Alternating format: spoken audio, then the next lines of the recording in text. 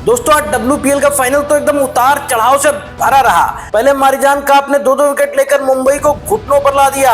मात्र 15 रन पर 2 विकेट और 8 ओवर में केवल 28 ही रन बन पाए थे। पर ऐसे में टिकी हुई नेट स्काइवर ब्रंट 28 पे 30 ने हरमनप्रीत कौर का साथ दिया और 8 ओवर के बाद हरमनप्रीत ने ताबड़तोड़ बल्लेबाजी की। इसका अंदाजा इसी से लगाया जा सकता है कि अगले 5 ओवर में 60 रन जुड़ गए, लेकिन फिर चारणी आई और उन्होंने नेट स्काइवर ब्रंट को 102 के कुल मुंबई के स्कोर पर आउट कर दिया। इसके बाद संज्ञा भी 0 पर आउट होकर चली गई और कुछ ही देर बाद 118 के स्कोर पर हरमनप्रीत कौर 9 चौके और 2 छक्कों की सहायता से 44 गेंद पर 66 रन की इनिंग खेलकर आउट हो गई। स्कोर हो गया था 118 रन पर 6 विकेट। इसके बाद भी निचले क्रम के बल्लेबाजों ने बची हुई अंतिम 17 गेंदों पर 31 रन जोड़कर मुंबई को 149 रन जैसा लड़ने लायक स्कोर दे दिया। यहाँ पर कमेंटेटर्स को यह लग रहा था कि दिल्ली आसानी से जीतने वाली है, लेकिन शायद उनको ये नहीं पता था कि ये WPL का सबसे बड़ा स्कोर था जो फाइनल में बनाया गया हो।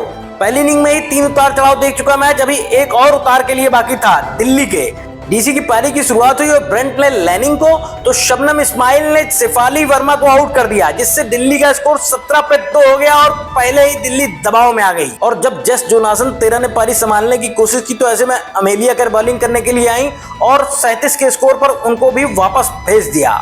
और ऐसे में एक तरफा संघर्ष कर रही जमीमा 21 पे 30 भी कुछ देर के बाद आउट होकर चली गई और 4-4 विकेट गिर चुके थे।